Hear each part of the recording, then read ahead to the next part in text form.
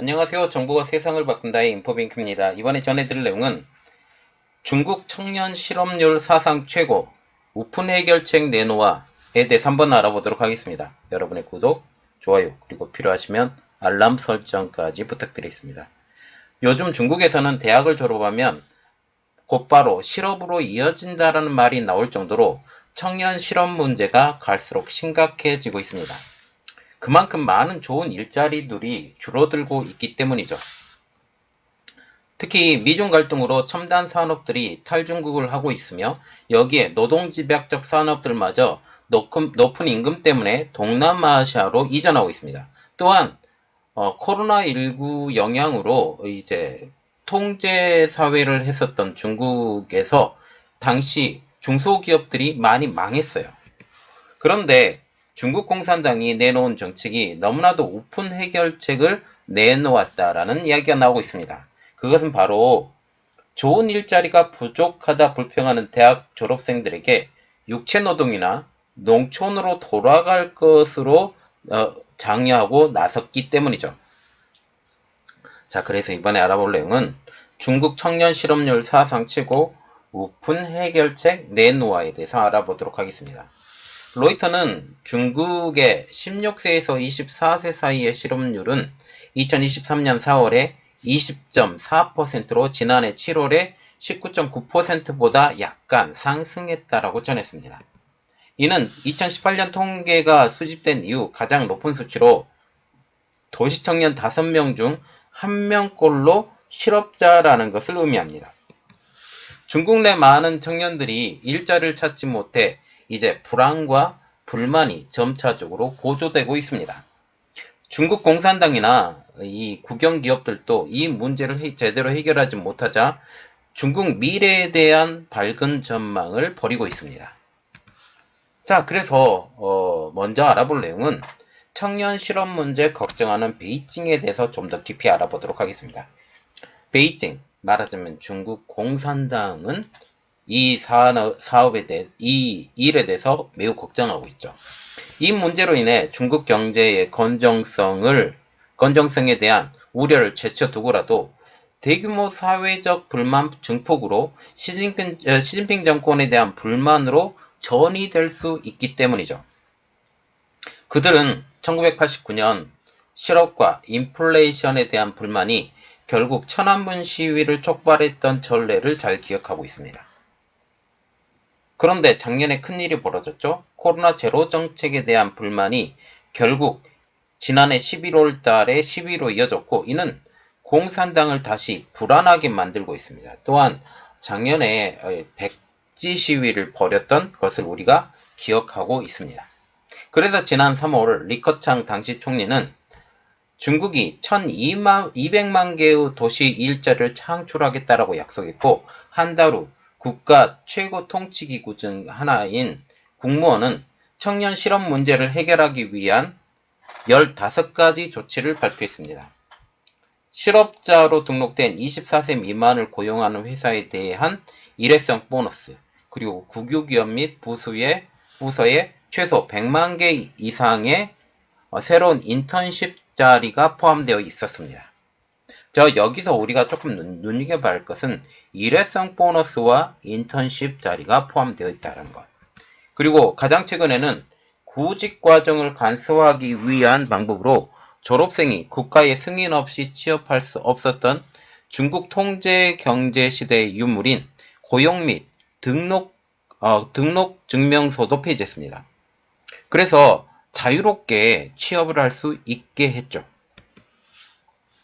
그런데 문제는 이겁니다. 이 단기 처방이 실효성이 없었다라는 이야기가 나오고 있습니다.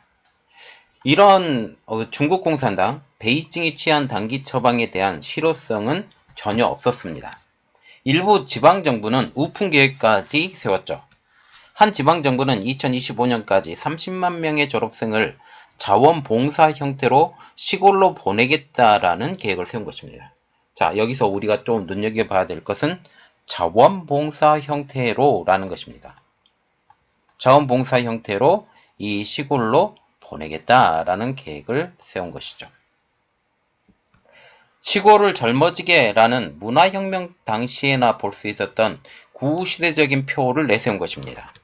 당시 젊은이들을 말하자면 문화혁명 당시에요. 문화혁명 당시 젊은이들 잔인하고 때로는 치명적인 조건에서도 일하게 만들기 위해 시골 마을로 파견된 것입니다. 실업 문제 해결책으로 이런 해법을 들고 나오는 것은 그만큼 중앙정부나 지방정부의 아이디어가 부족하다라는 것을 여실히 드러내고 있는 것입니다. 생각도 없고 노답인 중국 공산당 관리들이 낡은 생각과 젊은 시절의 프로젝트를 그대로 답습하는 경향을 보인 것이죠. 그러면 왜 중국은 이렇게 청년 실업이 늘어나고 있을까? 이것에 대해서 조금 더 깊이 알아보도록 하겠습니다. 그것은 바로 일자리 감소 때문이었습니다. 코로나 정책이 많은 일자리를 감소시켰다라는 분석도 나오고 있습니다. 중국은 코로나 이전에도 물론 경기가 둔화되고 있었지만 청년 실업 문제가 수면 위로 떠오른 것은 코로나 이후부터입니다. 코로나 사태가 일어나기 전인 2020년 이전에는 실업률이 약 10%를 근근히 유지했었죠. 그러나 코로나 봉쇄 조치 이후 도시 고용의 3분의 2를 차지하는 전국 중소기업들이 완전히 파괴당했습니다. 물론 중국에서 청년 실업률이 높아지는 데는 이 코로나 문제뿐만 아니라 여러 가지 다른 이유들도 존재합니다. 첫 번째로 보는 것은 저성장 국면에 접어든 중국. 두 번째, 알리바바와 같은 IT 기업들의 중국 단속. IT 기업들을 때려잡기 위해서 중국에서 원하는 방식으로 이 IT 기업들을 움직이게 하기 위해서 지금 AI 시대로 넘어가고 있고, 이 AI 시대로 넘어가고 특히 반도체 시대로 넘어가고 있는 상황에서 IT 기업은 상당히 중요하죠. 그런데 자기 자신의 통제 아래 있지 않기 때문에 이들을 때려잡았습니다. 그리고 세 번째로 보는 것은 헝다그룹을 잡기 위한 부동산 단속. 그리고 네 번째로 보는 것은 공동부유를 주창하며 벌어진 사교육 단속입니다. 특히 사교육과 같은 경우는 많은 대학 재학생이나 대학 졸업생들의 사회 진출의 통로가 되었습니다. 사교육을 통해 해외, 특히 영어로 된 문물이 들어왔었는데 이것을 봉쇄하기 위한 정책으로 알려지고 있죠. 특히 외국에서 만들어진 영어 교재, 이것으로는 사교육을 할 수 없다라고까지 얘기를 했습니다. 여기에 부동산 기술 및 교육 부분에 대한 중국 당국의 단속은 신입사원의 고용을 축소하는 계기로 작용했습니다. 특히 기술 분야에서는 중국 당국의 단속으로 대량 해고를 통한 인원의 감축까지 이어졌죠. 또한 중국은 중국제조 2025를 통해 노동집약적 산업에서 기술집약적 산업으로 전환을 통해 많은 기업들이 공장 자동화를 선택할 수 있게 되었고 기술의 비약적인 발전에 대해서 이는 인건비를 절약하려고 하는 기업의 니즈와 합쳐져 기존 인원들의 해고와 더불어 대규모 대졸자 신규 채용 수요를 줄이는 원인이 되고 있습니다. 여기에 기업들은 차라리 경험이 많은 사람을 경력직으로 고용하거나 계약직 직원으로 고용하는 쪽으로 현재 전환하고 있는 상황이죠. 더 적은 사람들을 이용해서 더 최대한의 효율을 뽑아내려고 하고 있기 때문에 이렇게 되면 경력자가 훨씬 낫다라고 생각을 하는 것입니다. 키워야 되는 시간, 한 4, 5년의 시간을 들이고 키워야 되는데 이 키우는 시간도 아깝다라고 생각을 하는 것이죠. 예를 들면 알리바바는 작년에 최소 1만 5천 개의 일자를 줄였습니다. 텐센스, 바이두는 중국 내에서 대형 기술 기업이지만 대졸자를 채용하지 않았습니다. 여기에 글로벌 인플레이션과 미국의 견제도 또 다른 중국의 골칫거리죠.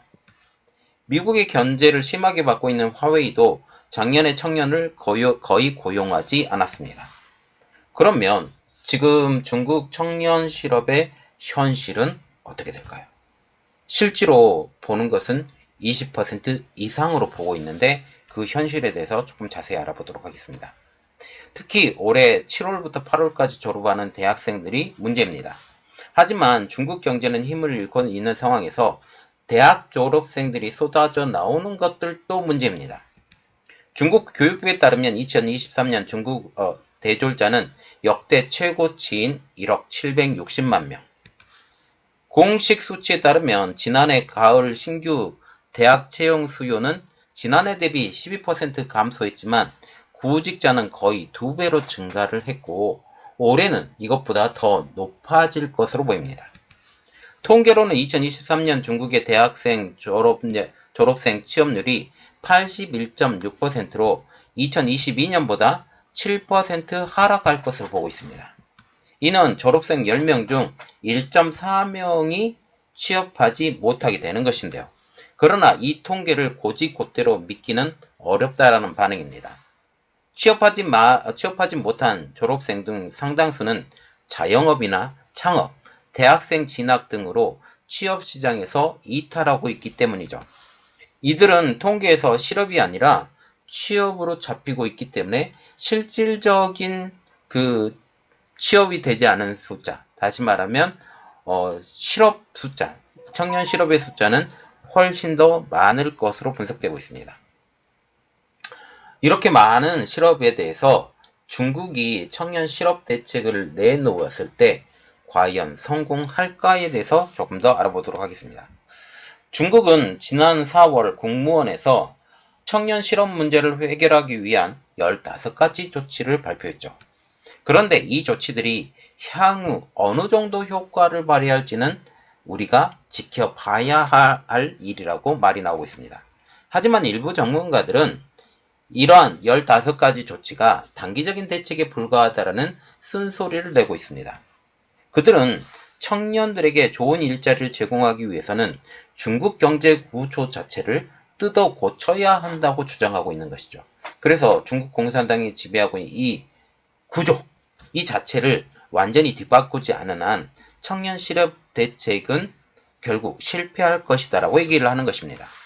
또한 청년들에게 농촌으로 돌아가거나 육체 노동을 하도록 권유하는 것은 정부의 무책임한 태도라고 비판하고 있죠. 청년들은 고등교육을 받으려 꿈과 열정을 가지고 도시로 나왔지만 그들의 능력과 재능을 인정받지 못하고 있다는 것입니다. 그들은 공산당의 약속 그리고 실질적인 현실 사이에 매우 실망하고 있다는 분위기죠. 중국 공산당은 청년들의 불만을 달랠 수 있는 무언가를 반드시 찾아야만 하는 시기가 왔습니다. 그렇지 않으면 청년들의 공산당에 대한 신뢰와 지지를 잃을 수 있고 향후 중국 사회의 불안 요소로 작용할 수 있기 때문이죠. 자, 지금 보시면 중국의 청년 실업은 점차적으로 늘어나고 있는 상황이고 지금 계속 커오는 시대까지는 인구가 늘어나고 있는 상황으로 지금 보이고 있기 때문에 이러한 것들이 지금 계속된 누적된 문제가 된다. 물론 인구가 계속 줄어가기 때문에 실업 문제는 어느 정도 해결할 수 있다라고 지금 얘기가 나오고 있지만 이것 때문에 중국은 중국제조 2025를 통해서 노동집약적 산업에서 기술집약적 산업으로 바꿨고 이 기술집약적 산업을 통해서 많은 사람들을 고용했던 이전의 정책을 대신해서 이제 많은 사람들을 고용하지 않는 지금 적은 인원의 숫자를 고용하는 그러한 상황으로 바뀌게 된 것입니다. 제가 중국에 갔었을 때도 역에 갔었거든요. 역에 갔는데 어마어마한 숫자가 인력이 동원되어 있는 것으로 볼 수가 있어요. 이러한 것들을 보면서 와 이거는 너무나도 비효율적이다 라고 생각을 했었는데 이러한 일들이 점차적으로 바뀔 것이다 라고 지금 생각을 하는 것이죠. 자, 중국 문제 결국 중국 경제가 쓰러지고 있고 몰락하고 있고 이러한 이야기와 동일하게 되고 합니다. 우리가 지금 중국 경제가 계속 살아난다고 얘기를 하고 있지만 결국 주변 나라들 인도, 방글라데시, 캄보디아, 라오스, 베트남, 인도네시아, 말레이시아, 싱가포르 이런 나라들이 지금 계속적으로 성장해 나가고 있다. 태국과 마찬가지로 이렇게 보시면 되겠습니다. 지금 인도에 대한 이야기도 계속 올려드릴 텐데 인도가 지금 인프라에 대해서 어마어마한 투자를 하고 있고 지금 현금으로 외국계 기업을 노리고 있다라는 지금 이야기들도 나오고 있어요. 그래서 지금 세계 경제 대국 5위에 위치한 인도가 이제 조만간 3위까지 올라갈 것이다 라는 그런 얘기가 들리고 있기 때문에 이 상황이 어떻게 변할지 한번 같이 지켜보도록 하겠습니다. 이번 내용은 여기까지 했고요. 저희 내용이 여러분들에게 도움이 됐다라고 생각을 하시면 구독, 좋아요, 그리고 필요하시면 알람 설정까지 부탁드리겠습니다. 감사합니다.